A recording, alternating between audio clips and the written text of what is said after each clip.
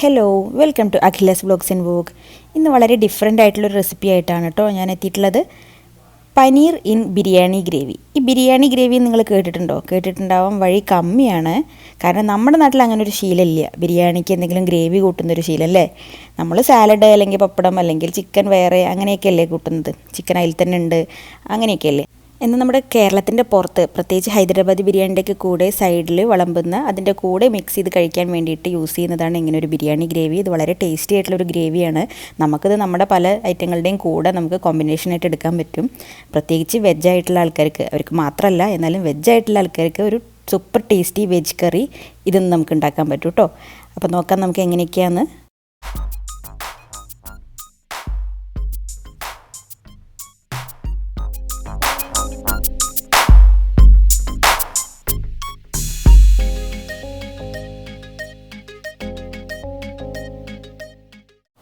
അപ്പോൾ ഈ ഒരു ഗ്രേവി ഉണ്ടാക്കാനായിട്ട് ഞാനിവിടെ കോൺ ഓയിലാണ് എടുത്തിട്ടുള്ളത്. കോൺ ഓയിലോ സൺഫ്ലവർ ഓയിൽ അങ്ങനത്തെ എന്ത് വെജിറ്റബിൾ ഓയിൽ വേണമെങ്കിലും എടുക്കാം.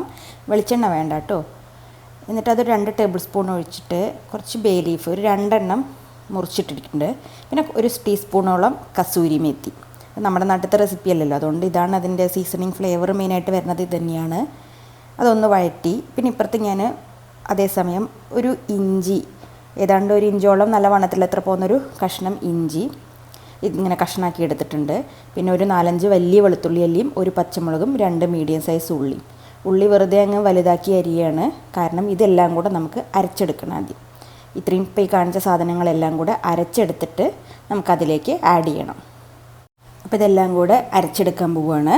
അരച്ചെടുത്തിട്ട് നമുക്ക് ഇതിലേക്ക് ആഡ് ചെയ്യാണ്. അപ്പോൾ അതൊന്ന് ചൂടായി കഴിയുമ്പോഴേക്കും ഇത് അരച്ചിട്ടുണ്ടായിരിക്കണം. എന്നിട്ട് ഇതിലേക്ക് ആഡ് ചെയ്തിട്ട് നന്നായിട്ടൊന്ന് ഇളക്കി കൊടുക്കുക.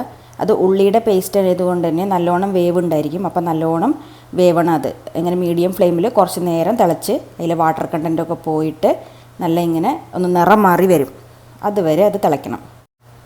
ആ സമയത്ത് ഒരു വലിയ തക്കാളി ഇങ്ങനെ ഒരു പിടി അത്രയേ ഉള്ളൂ കേട്ടോ, മിൻറ്റ് ലീവ്സ് പുതിനയിലയും കൂട്ടിയിട്ട് നന്നായിട്ട് അരച്ചിട്ട് വേവ് ആയിക്കഴിഞ്ഞ ഉള്ളിയിലേക്ക് ഈ പേസ്റ്റ് കൂടെ ആഡ് ചെയ്തിട്ട് നല്ലതുപോലെ അടച്ച് വെച്ച് നല്ലതുപോലെ തിളയ്ക്കാൻ വെക്കണം. അടച്ചു വയ്ക്കുന്നത് എന്തിനാണെന്ന് വെച്ചാൽ നല്ലോണം പുറത്തേക്ക് തെറിക്കും ഇത്, അതുകൊണ്ടാണ് അടയ്ക്കുന്നത്.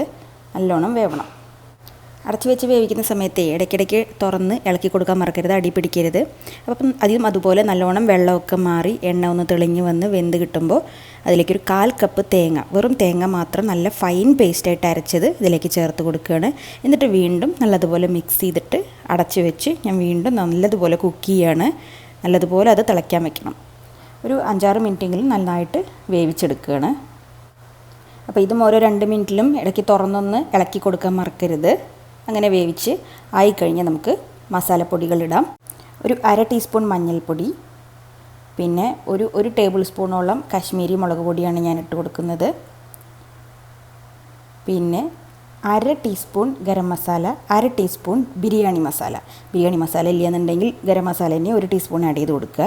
ബിരിയാണി മസാലയാണ് അതിൻ്റെ ഒരു പ്രത്യേക ഫ്ലേവർ. നമ്മളങ്ങനെ സാധാരണ ഗ്രേവികളിലൊന്നും ബിരിയാണി മസാല ഇട്ട് കൊടുക്കാറില്ലല്ലോ, അതാണ് ബിരിയാണി ഗ്രേവിയുടെ പ്രത്യേകത.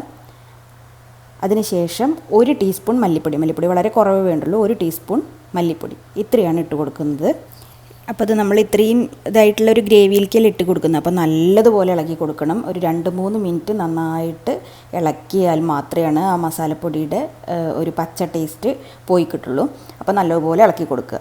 ഒരു 2-3 മിനിറ്റ് എന്തായാലും വഴറ്റി അങ്ങനെ കുക്ക് ചെയ്യണം. അതിനുശേഷം നമുക്ക് ചെയ്യേണ്ടത് ഒരു 1.5 കപ്പ് മുതൽ 2 കപ്പ് വരെ നല്ല ചൂടുള്ള വെള്ളമാണ് ഞാൻ ഒഴിച്ചു കൊടുക്കുന്നത്. അത് 2 കപ്പൊക്കെ ഒഴിച്ചാൽ തന്നെ നമ്മൾ നന്നായിട്ട് തിളപ്പിച്ച് അത് വറ്റി വരുന്നുണ്ട്. അതുകൊണ്ട് തിക്ക് ഗ്രേവി തന്നെയാണ് നമുക്ക് കിട്ടുക. അപ്പോൾ ഇത്രയും ഗ്രേവിക്ക് ഇത്രയും വെള്ളം ആവശ്യമുണ്ട്. 1.5 കപ്പ് മുതൽ 2 കപ്പ് വരെ ആവാം. ഞാനൊരു 1.5 കപ്പ് ഒഴിച്ച് കൊടുത്തിട്ടുണ്ട്. എന്നിട്ട് ആവശ്യത്തിന് ഉപ്പിട്ട് കൊടുക്കുന്നുണ്ട്. ഉപ്പ് നമ്മൾ ഇതുവരെ ചേർത്തിട്ടില്ല. ഉപ്പ് ഇട്ടിട്ട് അടച്ച് വെച്ച് ഒരു 10 മിനിറ്റ് എന്തായാലും തിളപ്പിക്കുക, ഇടയിൽ ഇടയ്ക്ക് കൊടുക്കുക. അങ്ങനെ തിളച്ച് ആയി കഴിഞ്ഞിട്ടുണ്ട്. ഇപ്പോൾ 10 മിനിറ്റിന് ശേഷം നമ്മളിങ്ങനെ നോക്കിക്കഴിഞ്ഞാൽ ഇതുപോലെ നമുക്ക് ഗ്രേവി കിട്ടും. ഇനി ഞാനിതിലേക്ക് പനീർ ആഡ് ചെയ്യണം. അപ്പോൾ ഈ ഗ്രേവി വേണമെന്നുണ്ടെങ്കിൽ അങ്ങനെ നിങ്ങൾക്ക് വെറും ഗ്രേവി ആയിട്ട് യൂസ് ചെയ്യാം. അങ്ങനെ യൂസ് ചെയ്യുന്ന ഗ്രേവിയാണത്. ബിരിയാണി ടൈപ്പ് റൈസുകളുടെ കൂടെ ഗ്രേവി ആയിട്ട് യൂസ് ചെയ്യുന്നതാണ്. ഞാനതിൽ എൻ്റേതായ രീതിയിൽ പനീർ ആഡ് ചെയ്തതാണ്. വെറും ഗ്രേവിക്ക് പകരം എന്തെങ്കിലും കഷ്ണാവാൻ പറ്റും. എനിക്ക് തോന്നുന്നു ഇതിൻ്റെ ടേസ്റ്റ് വെച്ചിട്ട് ഞാൻ പറയുകയാണ്, മഷ്റൂം ആഡ് ചെയ്താൽ നന്നായിരിക്കും. ചിക്കനൊക്കെ വേണമെന്നുണ്ടെങ്കിൽ ഒരു ഫ്രൈഡ് ആയതിന് ശേഷം എന്തെങ്കിലും മസാലയൊക്കെ ഇട്ട് ഫ്രൈ ചെയ്തതിന് ശേഷം ആഡ് ചെയ്താൽ നന്നായിരിക്കും എന്ന് തോന്നി. ഞാനത് പരീക്ഷിച്ച് നോക്കിയിട്ടില്ല. പനീർ ഞാൻ മുന്നേ ഉണ്ടാക്കിയിട്ടുണ്ട്, നല്ല ടേസ്റ്റ് തന്നെയാണ്. പനീർ ബട്ടർ മസാലയൊക്കെ പോലെ നല്ലൊരു ഗ്രേവി ആയിട്ട് നമുക്കിത് കൂട്ടാൻ പറ്റും. പനീർ വേണമെങ്കിൽ വറുത്തിട്ടും ഇടാം കേട്ടോ, ജസ്റ്റ് ഒന്ന് ഷാലോ ഫ്രൈ ചെയ്തിട്ടിടാം. അത് ഞാനിപ്പോൾ ഡയറക്റ്റാണ് ഇടുന്നത്, നല്ല സോഫ്റ്റായിട്ട് കിട്ടാൻ വേണ്ടിയിട്ട്. പനീറും ഞാൻ അടച്ച് വെച്ചിട്ട് ഒരു 5 മിനിറ്റോളം അടച്ച് വെച്ചിട്ടും 5 മിനിറ്റോളം തുറന്ന് വെച്ചിട്ടും തിളപ്പിച്ചതിന് ശേഷം മല്ലിയില ഇട്ട് കൊടുത്തു. ഒരു 2-3 നുള്ള് കസൂരി മേത്തി നന്നായിട്ട് തിരുമ്മി പൊടിച്ച് ഇട്ട് കൊടുത്തു. ഇപ്പോൾ നോക്കിയാൽ ഈ ഒരു തിക്ക് ഗ്രേവി ആയിട്ട് നമുക്ക് കിട്ടിയിട്ടുണ്ട്. അതിരിക്കുമ്പോൾ ഇനിയും ഇപ്പോൾ ഇത് തിളച്ചുകൊണ്ടിരിക്കുകയല്ലേ, ഓഫ് ചെയ്യുകയാണ് ഞാൻ ഫ്ലെയിം. ഇനി ഇത് നമ്മൾ ഒന്ന് ഇരുന്ന് കഴിയുമ്പോൾ വീണ്ടും തിക്കാവും. അപ്പോൾ നമുക്കിത് കുബൂസിൻ്റെ കൂടെ, ചപ്പാത്തിയുടെ കൂടെ, പൊറോട്ടയുടെ കൂടെ, അതേപോലെ റൈസുകളുടെ കൂടെ, ഗീ റൈസ്, പുലാവ്, ബിരിയാണി, ഇതിൻ്റെയൊക്കെ കൂടെ കൂട്ടാൻ പറ്റിയ വളരെ ടേസ്റ്റി ആയിട്ടുള്ളൊരു ഗ്രേവിയാണ്. എല്ലാവരും ട്രൈ ചെയ്ത് നോക്കൂ കേട്ടോ. എനിക്കൊരു വെജിറ്റേറിയൻ കറി കൂടെ കിട്ടിയപ്പോൾ എനിക്ക് വളരെ ഹാപ്പി ആയിരുന്നു ഞാൻ. കാരണം വെജിറ്റേറിയൻസിനാണ് ഇങ്ങനത്തെ കറികൾക്കൊക്കെ ഈ ടൈപ്പ് ഗ്രേവികളുണ്ടല്ലോ, പ്രത്യേകിച്ച് ചപ്പാത്തിക്ക് ഇതിനൊക്കെ പറ്റിയ ഗ്രേവികൾക്കൊക്കെ ക്ഷാമം എപ്പോഴും ഉണ്ടാവുക. ഞാൻ ഏട്ടനെ വേണ്ടിയിട്ട് എപ്പോഴും സെർച്ച് ചെയ്ത് നോക്കുമ്പോഴും എനിക്ക് അങ്ങനെ തോന്നിയിട്ടുണ്ട്. ഇപ്പോൾ ചിക്കനൊക്കെ ആണെന്നുണ്ടെങ്കിൽ എങ്ങനെയെങ്കിലുമൊക്കെ നമുക്ക് എന്തൊക്കെ വെറൈറ്റി ഉണ്ട് വെക്കാനൊക്കെ അല്ലേ. അപ്പോൾ ഇത് വെജിറ്റേറിയൻസിന് വളരെ ടേസ്റ്റി ആയിട്ട് കഴിക്കാൻ പറ്റുന്ന, നല്ല ഇഷ്ടത്തോടെ കഴിക്കാൻ പറ്റുന്ന ഒരു ഗ്രേവിയാണ്, ഞാൻ ഗ്യാരണ്ടി പറയുന്നു.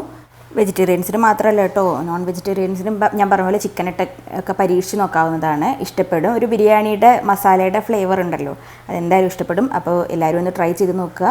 വീഡിയോ ഇഷ്ടപ്പെട്ടെങ്കിൽ ലൈക്ക് ചെയ്യുക, ഇഷ്ടപ്പെട്ടില്ലെങ്കിൽ ഡിസ്ലൈക്ക് ചെയ്യുക. ചാനൽ സബ്സ്ക്രൈബ് ചെയ്യാൻ മറക്കല്ലേ. തൊട്ടടുത്തുള്ള ഓൾ നോട്ടിഫിക്കേഷൻ എനേബിൾ ചെയ്താൽ മാത്രമാണ് എല്ലാ വീഡിയോയും ഞാൻ അപ്ലോഡ് ചെയ്യുമ്പോൾ നോട്ടിഫിക്കേഷൻ കിട്ടുള്ളൂ. അപ്പോൾ അടുത്ത വീഡിയോയിൽ വീണ്ടും കാണാം. ബൈ.